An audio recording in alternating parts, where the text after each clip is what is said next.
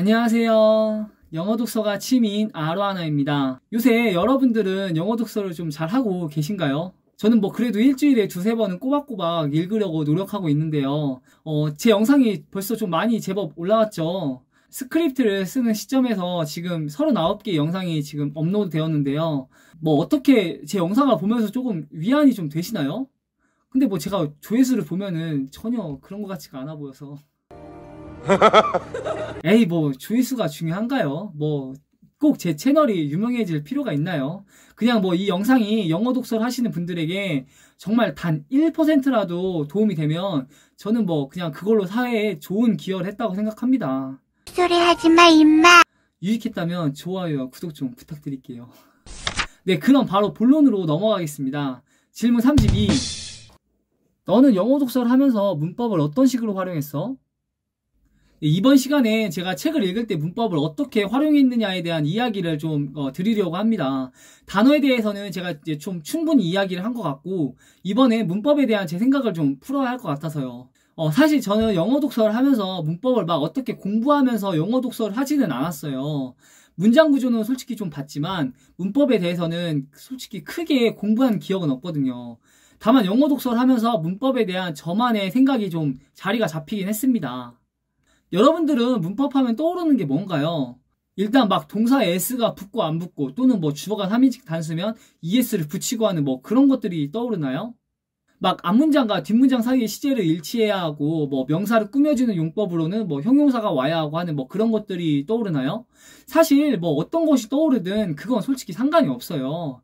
문법하면 떠오르는 이미지가 뭐 거기서 거기일 테니까요. 저 역시 과거에 문법하면 떠오르는 이미지가 사실 그런 거였어요. 우리가 흔히 그냥 학교에서 배웠던 영어 문법들, 뭐 이제는 고전이 된 성문 영어, 맨투맨 기본 영어, 뭐 그래머인 유즈들. 그런데 지금도 이런 것들이 아직도 사용하나요? 제가 지금 잘 모르겠어. 네, 이렇게 문법을 이야기하면서 우리가 문법을 떠올리면 우린 이런 이미지를 갖습니다. 당연한 거죠. 문법이니까요. 자, 그럼 여기서부터 이제 제 이야기를 좀 해볼게요. 사실 저는 영어 회화를 100번을 따라하고 영화를 수십 번씩 보면서도 문법에 대해서는 크게 생각을 한 적이 별로 없었어요. 그때는 그냥 말 그대로 따라하느라 바빴기 때문에 해석을 볼 여유도 없었고, 그냥 딥다 외우고 반복하면서 말하는데 정신이 팔렸었거든요. 심지어 외국인과 말할 때도 문법은 솔직히 크게 고려 대상이 아니었어요. 일단 그냥 내 의사를 어떻게든 전달하는 게 목적이었기 때문에 문법을 막 일일이 신경 써가면서 말을 할 수가 없었어요. 그나마 가장 많이 신경 썼던 분야는 뭐 쓰기 정도는 그럴 수 있어요. 그런데 뭐 쓰기라고 해봤자 뭐 대단한 그런 거 아니에요. 그냥 뭐 예를 들면 전화로 제가 전해야 할 말을 미리 좀 노트에 메모로 좀 써놓는다던가, 아니면 외국인과 채팅을 한다던가 하는 경우에 한해서만 문법을 조금 신경을 썼습니다. 그때 제가 신경 썼던 문법의 목적은 그냥 상대방이 이해할 수만 있었으면 되는 그런 정도였어요. 내 문법이 틀리고 말고를 떠나서 상대방이 그냥 내 문법으로 내 말의 의도가 전달이 되었으면 저는 그것으로 정말 충분하다고 생각했었어요. 어차피 어려운 문법은 제가 잘 모르고 쓰지도 않을 테니까요. 자, 이제 영어 독서로 가볼게요. 좀 멀리 돌아왔는데요. 제가 영어 독서를 이야기하기 이전에 왜 이렇게 서론을 좀 길게 이야기했냐면, 사실 듣기나 뭐 읽기나 말하기, 쓰기 중에 책을 통한 독서라는 행위를 저는 호주에서 가장 마지막으로 접한 단계였어요. 다시 말하면 독서를 통해 읽기를 접하기 이전에 이미 외국인과 신나게 스피킹도 해보고, 또 리스닝도 엄청 경험해보고, 뭐 또 중간중간 영어로 라이팅도 좀 익혀가면서 문법에 대한 저만의 생각이 그때부터 좀 많이 유연해졌다고 생각할 수 있습니다. 이러다가 제가 영어 독서를 하게 되면서 문법을 바라보는 제 기준이 이제 생겨나게 된 거예요. 다시 말해, 문법을 이런 식으로 접근해야 되겠구나 라는 생각을 제가 하게 된 거죠. 어쩌면 영어 독서를 하면서 처음부터 제가 문법 공부를 하지 않았던 이유가 앞에서 이미 겪었던 저런 경험들 때문이었을 거예요. 그럼 앞에서 말한 저 경험들의 핵심은 무엇이었을까요? 아마 이미 눈치채셨을 수도 있겠지만 그건 바로 이해력입니다. 즉, 상대방과 내가 이해할 수 있는 수준에서의 문법만 저는 생각했던 거예요. 다시 말하면 내가 말하는 것을 상대방이 알아듣고 상대방이 말하고 싶은 것을 내가 딱 알아들 수 있는 정도까지가 제가 생각하는 문법의 역할이라는 거죠. 제가 영어 독서를 하면서 느꼈던 게 바로 이런 부분이었어요. 제가 처음에 영어 독서를 하면서 왜 문법 공부를 하지 않았냐면요. 문장이 읽히고 문장에서 해석이 되니까 문법을 공부할 이유가 없었습니다. 물론 제일 중요한 건 쉬운 책을 읽었기 때문에 그래요. 쉬운 책을 읽고 쉬운 문장을 접하면서 차례대로 문장이 해석이 되니까 문법이 아닌 책의 스토리에 좀 더 이제 집중을 자연스럽게 하게 된 것입니다. 처음부터 저도 어려운 책을 접했으면 아마 무조건 문법을 공부하려고 했었을 거예요. 단어도 어렵지, 뭐 문법도 난해하지, 문장 구조도 모르겠지 생각하니까 자연스럽게 문법을 공부했었을 겁니다.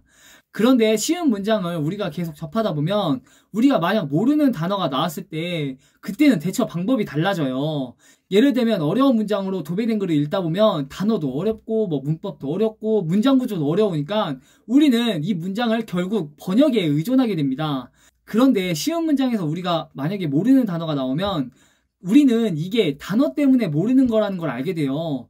문법이나 문장 구조가 어려워서 이 책을 우리가 못 읽는 게 아니라 단지 그냥 단어가 어려워서 해석이 어렵다는 걸 알게 됩니다. 그런데 이걸 아는 게 정말 굉장한 차이예요. 단어를 모르면 그냥 단어만 알면 되기 때문에 사전을 찾는 마음도 되게 홀가분해집니다. 원인이 단순하니까 해결 방법이 단순해지는 거죠. 물론 제가 문법 공부를 아예 하지 않았다는 건 아니에요. 조금 공부하긴 했는데 초반에는 정말 거의 하지 않았습니다. 왜냐하면 해석이 되니까요. 다시 말하면 문장에서 말하는 내용을 그냥 대충 알 것 같으니까 그냥 넘어가게 되는 거예요. 그렇다고 제가 그냥 막 정확한 해석을 했다고는 생각하지 마세요. 그냥 대충 내용 파악만 하고 넘어간 겁니다. 저는 이렇게 문법을 제가 그냥 문장을 읽을 수 있는지 없는지 따는 정도의 기준으로만 바라봤어요. 그래서 제가 책을 읽는 초기에는 문법과 문장 구조보단 단어를 찾는 빈도가 훨씬 더 많았습니다. 그러다가 점차 어려운 책을 접하게 되면서 다양한 문장 구조를 만나게 되었고 그 문장 구조를 이해하기 위한 수단으로 제가 문법을 공부했던 거예요. 이제 제가 왜 문장 구조를 보게 되었는지 이해가 되시죠? 결국엔 그냥 해석 때문입니다. 저는 그냥 문장을 대충 해석할 수 있으면 단어며 뭐 문장 구조며 뭐 문법이며 그냥 전부 다 무시해버렸어요. 왜냐하면 저는 영어 독서를 하는 거지 영어 공부를 했던 게 아니었으니까요. 예를 들면 뭐 사역동사가 있고 뭐 동사 다음에 ing가 오는 동사가 있고 동사 다음에 뭐 또 뭐 투부정사가 오는 동사들 뭐 그런 게 있죠.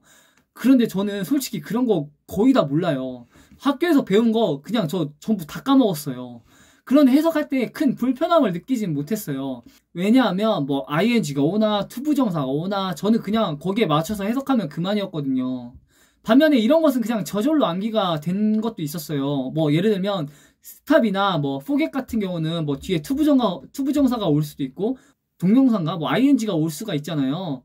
각각에 따라 의미하는 것도 조금씩 다르고요. 뭐 그런데 그거는 그냥 대충 알고 있지만 설사 제가 몰라도 대충 뒤에 것을 멈춘다 뭐 아니면 뒤에 것을 그냥 대충 잊는다 잊어버린다 뭐 그런 정도로 얼버무릴 때가 많았어요. 의미만 어느 정도 전달이 되면 지금 하는 것을 스탑하는 건지 아니면 앞으로 하게 될 것을 스탑하는 건지는 저는 뭐 그런 게 크게 중요하진 않았거든요.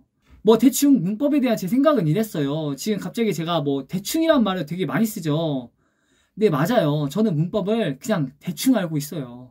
그냥 얇고 넓게 아는 편입니다. 왜냐하면 그 문법을 꼼꼼하게 공부해 본 적이 없거든요. 해석만 하면 장땡이라는 주의이기 때문에 크게 신경을 쓰지 않고 있습니다. 그럼 다시 한번 질문을 좀 살펴볼까요? 너는 영어 독서를 하면서 문법을 어떤 식으로 활용했어? 이 질문에 대한 제 생각은 그냥 저는 영어 독서를 할 때 문법을 그냥 이해할 수 있는 정도로만 알고 책을 읽었다가 아마 정답일 것 같아요. 다시 말하면 그냥 대충 아는 걸 바탕으로 책을 읽었다가 되겠네요. 그게 맞지 않나요? 이게 문법에 대한 제 생각이에요. 여러분에게 어떻게 의미가 좀 잘 전달이 되었으면 좋겠습니다. 앞으로 문법과 관련된 질문은 몇 개 좀 더 나올 거예요. 좀 중복이 되지 않게 또 다른 방식으로 이야기를 해보겠습니다. 네, 유익했다면 좋아요와 구독 부탁드리고요. 저는 또 다음 영상을 통해서 여러분들을 찾아뵙겠습니다. 네, 그럼 감사합니다.